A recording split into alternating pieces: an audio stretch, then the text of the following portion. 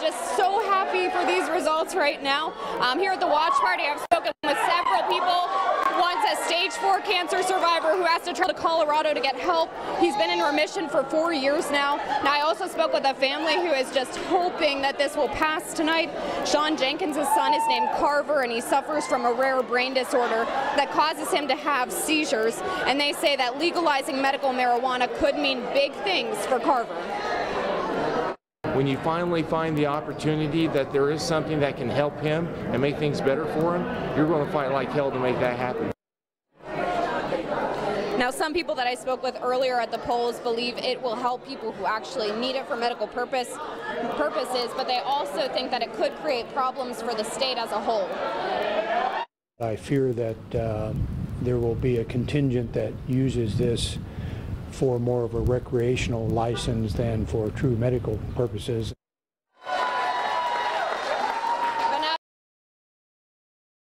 We are watching the CW, so people are starting to see themselves on air here every time the results come in.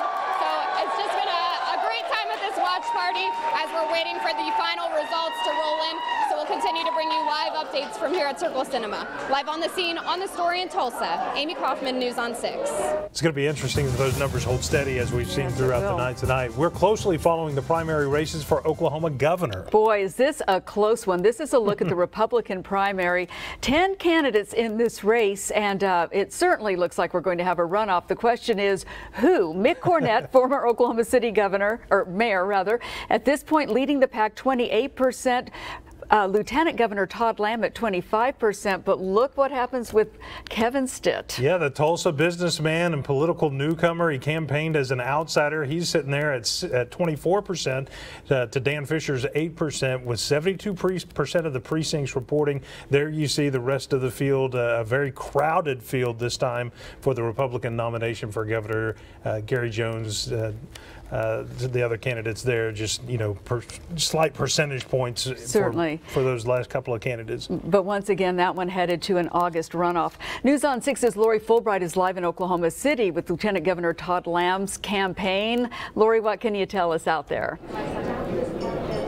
Well, Terry, we just talked a few minutes ago to the spokesperson for the Todd Lamb campaign, and he said right now the lieutenant governor is here. He's upstairs with his family and some dear friends, and it's just too close, he says, those numbers for the candidate to come down yet and make a speech. He wouldn't tell us if he thinks that's going to be in another 30 minutes to an hour, but at some point Todd Lamb will come down and make a speech, but we're being told it's just too close right now.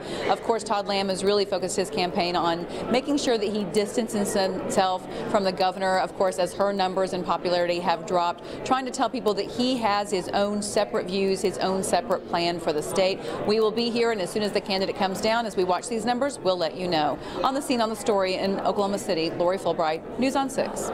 Thanks, Lori. And we showed you those numbers just a little bit ago. Only a few thousand votes separate Lieutenant Governor Todd Lamb with Tulsa businessman Kevin Stitt at this moment. Absolutely. It's a nail biter. News on 6's Ashley Isbicki is live with the Kevin Stitt campaign in Jenks. Ashley.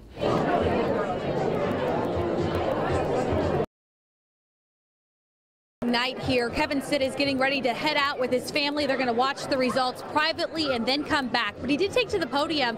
The crowd excited. He said Oklahoma's turnaround starts tonight. He knew it would be a tight race. I asked him if he had butterflies, and he admitted, yeah, I do have some butterflies, but I just want them to fly in formation. So he says he is ready to lead the state. He is confident that he can do the job and that Oklahomans support him. He has been campaigning across all 70-plus counties for several months, and he is ready to start taking his business expertise to the state government. Back to you.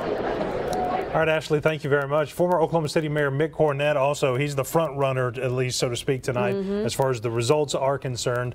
A lot of name recognition in Oklahoma City and central western Oklahoma. We all wondered what he's going to do in the Tulsa area as well, but so far, a pretty good showing for him tonight. Absolutely. News on 6's Brian Dorman is live at Mick Cornett's watch party at the Tower Theater over in Oklahoma City. Brian?